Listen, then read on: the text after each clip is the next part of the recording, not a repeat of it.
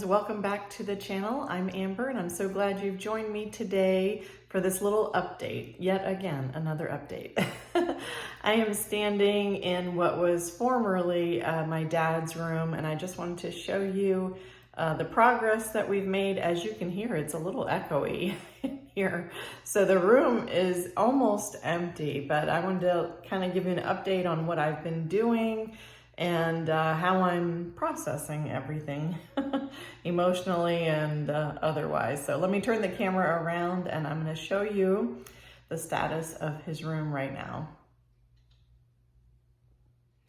So this is the space where his bed used to be. So we had a junk hauler come and get that. I have to slip off my flip-flops, otherwise they'll be flopping around. Anyway, and then here, also beside the bed, he had a recliner and a chest. So we've donated the recliner, sold the chest. And then over on this wall, he used to have a tall dresser, so we were able to sell that. So all that is remaining in this room is the TV, which we will keep. And then the desk. We're also keeping the desk and the chair, and the CD player. I'm gonna actually move that into the living room. I thought it would be nice to play some CDs while I'm cooking dinner or something. This actually has really nice sound quality, so I thought I would hold on to that. So the desk is all emptied. He has a really nice view. He had a very nice view outside the window here with all the trees. Very nice. So if I step back over here, you can see the nice closet with the mirrors. The closet it's nearing empty. I still have some work to do.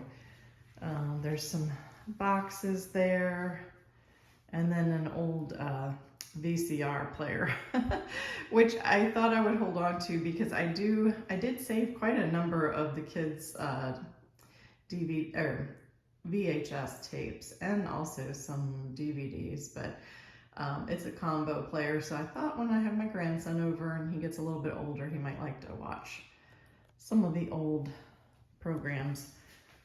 And hey. And then over here, it has a nice built-in wooden shelf. So those are just some old photo albums and things that I still have to sort through. A box of files and pictures, some paperwork I need to shred, and just a little bit. There's more pictures up there.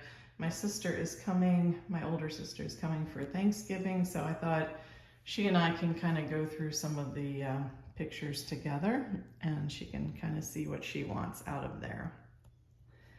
So lots of progress has been made. Oh my goodness. Salvation Army home pickup came last Friday, and boy did we have a lot to donate. We had an area rug in here also, a large one. So we donated that. I still need to sweep and mop and all that good stuff. So you're seeing the floor in all of its glory. We do still need to finish the molding on the edge of the flooring, but we have plans to paint this room. This room is going to turn into my husband's man cave. So I'm super excited for him to have a space dedicated just for his relaxation. He needs that. He works very hard.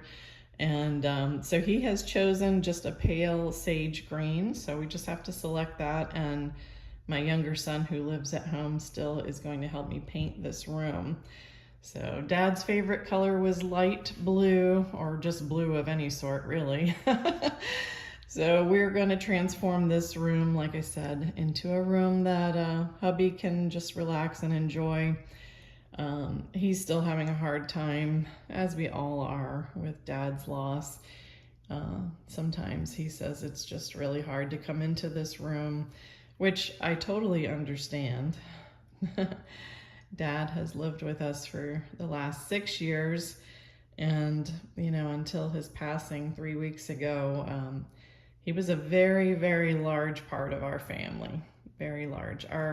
Pretty much our whole family life was centered around his care, and everybody pitched in. And so with him not here, it's just definitely left a huge void. And of course, we loved him very much, and he will always be very missed. But we have to process this, and just there is a great deal of peace just knowing that he's no longer suffering and that he is in total joy and at rest in heaven with Jesus. So that makes my heart so happy. Yes, we are very sad, and yes, we have times of tears for sure. But at the end of the day, we have peace, and that peace, it's just, you can't put a price tag on that. So we're grateful for that. I thought I would turn the camera around and talk to you. I always appreciate videos when the poster shows their face. I'm always so disappointed, I don't know if it's a craft video or a cleaning video or whatever, when I don't see that person's face. I'm a visual person. I need to see the face. So I just thought I would just talk to you face to face, heart to heart about, how I'm doing, grief, etc. Well, let's review for the last week, and then we'll go from there. So we came back into town Sunday before last from the funeral, and traveling up to Virginia, and kind of making our way back south to Florida. And then I really hit the ground running. I knew I wanted to process things in Dad's room, but also needed to sift and sort through paperwork, etc. So just day by day, God gave me the strength somehow just to tackle the tasks of the day, and I just took it step by step. Like I said, we've sold a couple pieces, but mostly donated everything that was remaining.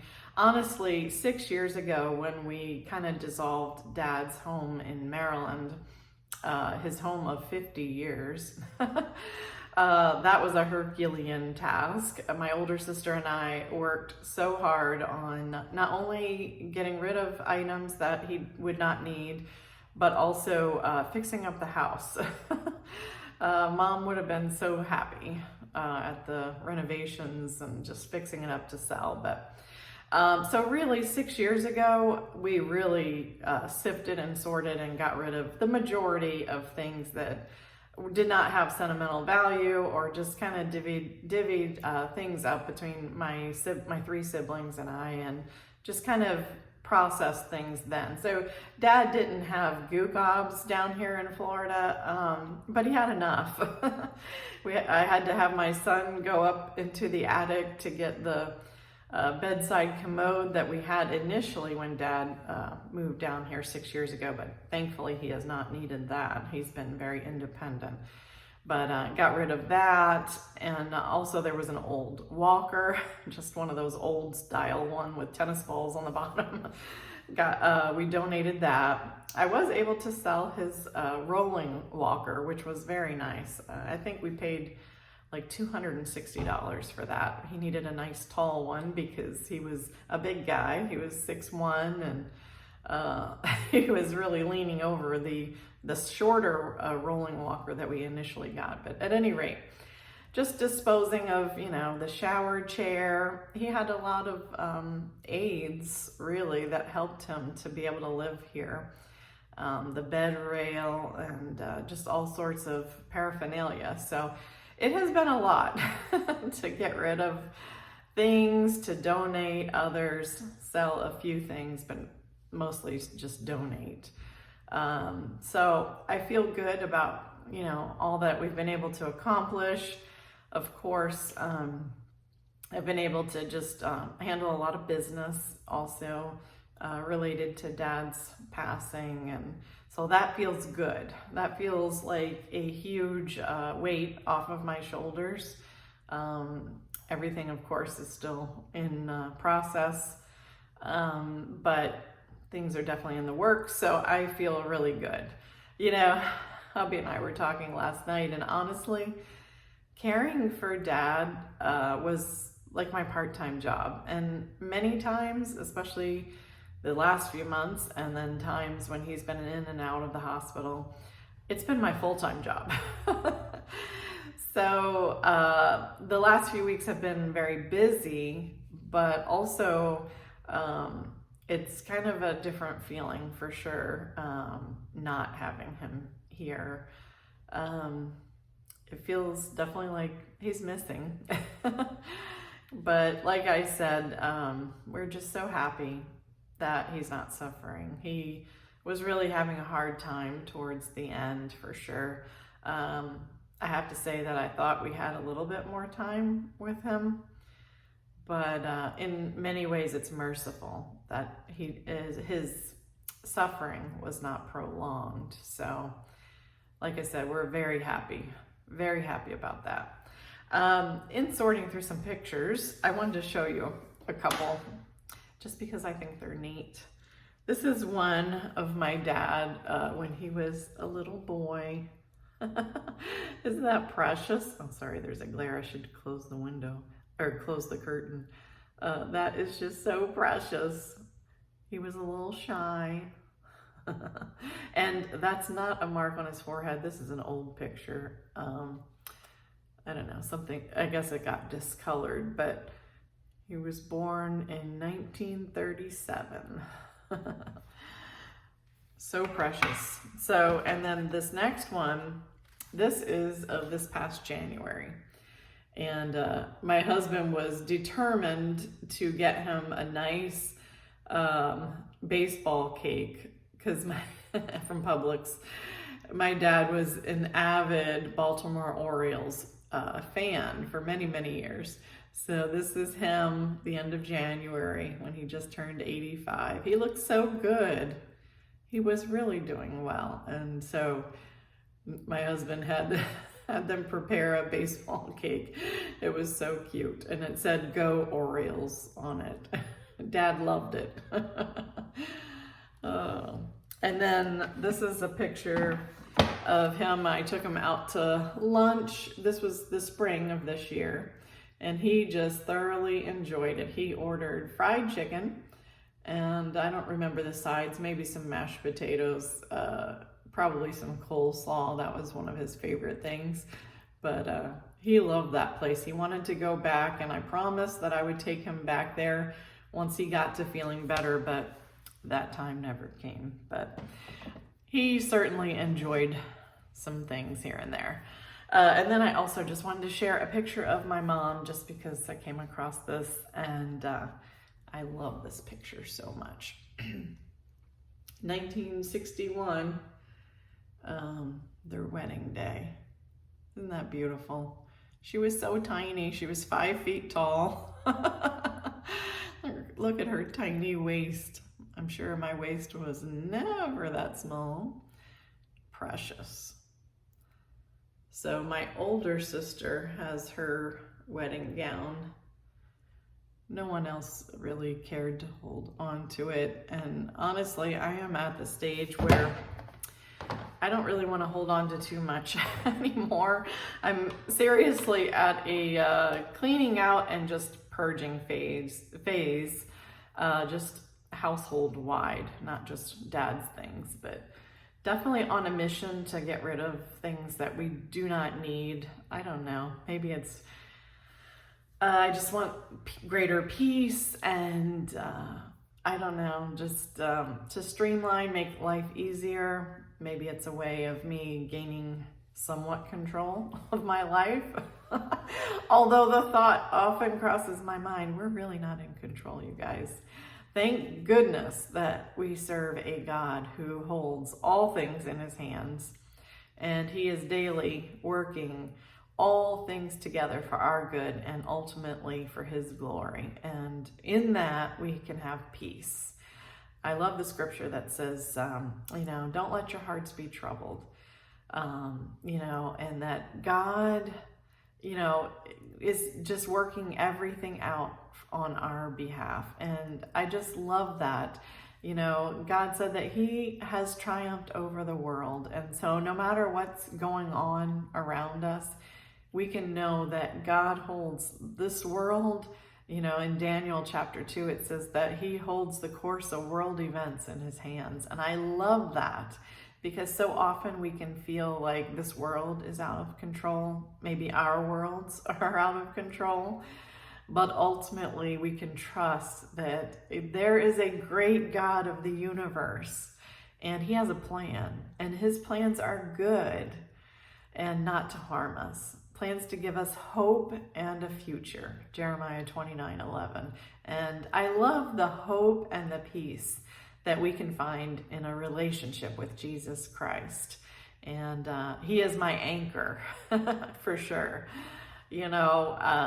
This grief process, it sometimes affects you in unexpected ways.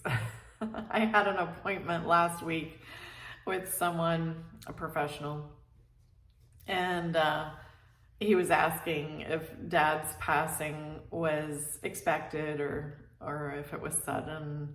And I was fine until he asked that question. And then I started talking about Dad, and then I started crying. It was great. I hate crying, especially in front of, a stranger, someone I don't know. I'd like to cry by myself. Thank you. But, grief, like I said, just hits you in unexpected ways. Most of the time these days, the last couple days, last week or so, I guess I have been pretty busy. I know I've been pretty busy. So while I do obviously think about Dad and think about the major loss in my life, in our family's life, most of the time I'm okay. But sometimes it just hits you. And like I said, my husband, he never really knew his father. And so when we got married 27 years ago, and especially Dad became like his father, but especially the last 6 years, Dad, like all of us, has his good side and his bad side. And, that's just something that you accept with family. But you know what? My dad loved my husband and vice versa. And so it has definitely left a huge void in my husband's heart. And this is probably the first real experience with grief that my husband has had. And so it's especially trying, I think, just processing everything. Of course, I lost my mother 29 years ago. She was 53, and she had battled breast cancer for really just such a short time that we knew of it, but probably had been a little while. And I was 23 years old. And I can tell you that was definitely my biggest battle with grief. I glanced at the 7 stages of grief online the other day, and it's interesting. Of course, they say not everyone experiences grief, in the ways that they outline. I think the first one was shock, and then some others were like anger. I forgot the other ones, but at any rate, I think I definitely went through phases of that, with my mom for sure.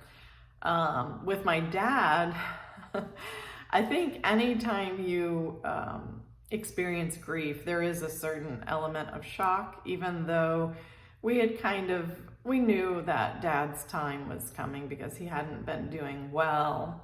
And no matter how much you tell yourself, our time of separation is coming soon, you cannot prepare yourself for that emotionally, because you haven't walked through that path yet, But with Dad, and then also we were all in the hospice house room with him when he passed. And we watched him take his last breath.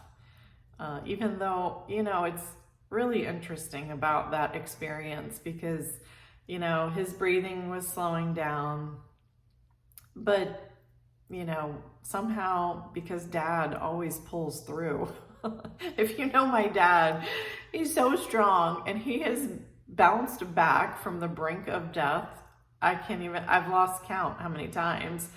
So, not that we thought he would bounce back this time, because I don't think any of us did.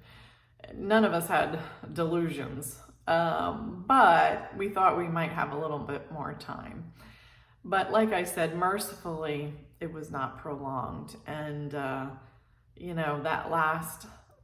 the breath before the last breath, it didn't seem like the next one would be his last.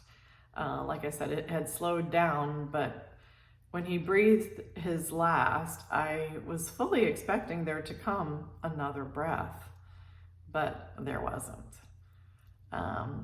But so yes, there is shock. There is shock because, I don't know, it's a lot to process all at once. So I think I've kind of gone through the shock phase. I don't think I'm shocked anymore. I think it's just dealing with our new reality. Our reality before 3 weeks ago was there were 4 people living in our household here. And there was my father, who I had to make sure he ate his meals because, the last number of months I've really just been fighting with him to eat. And he would try to argue with me that he wasn't hungry or he had already eaten or whatever. He was full.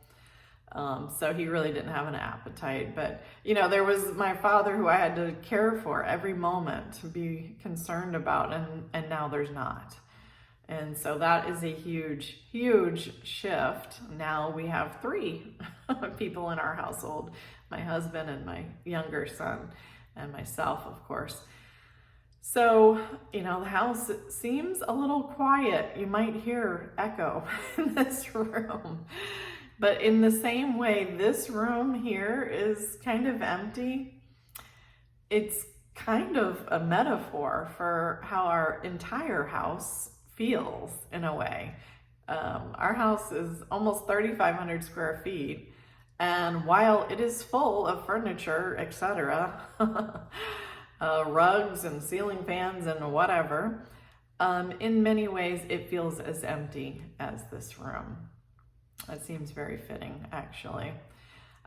Because you know what? Every life represents a God-breathed spirit. Life is so precious, so very valuable. And if there's one thing that we can learn through grief, it's just how precious and just, you can't put a price tag on every breath. Some people like to say that, every day is a gift from God. And it really is. Truly, it is. And I'm a firm believer in that. As a cancer survivor myself, I had a rare aggressive cancer 6 years ago.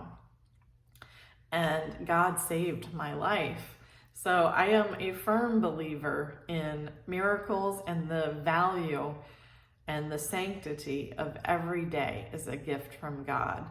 But I would take that a little step further and just say that every moment, every breath, every joy, every blessing, you cannot put a price tag on that.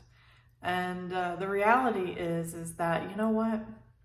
No matter what each of us is going through, maybe you have some financial problems, maybe you have some relational problems, some vocational problems, whatever the problem or challenge is, it's like this sign that I have in the kitchen. There is always something to be thankful for.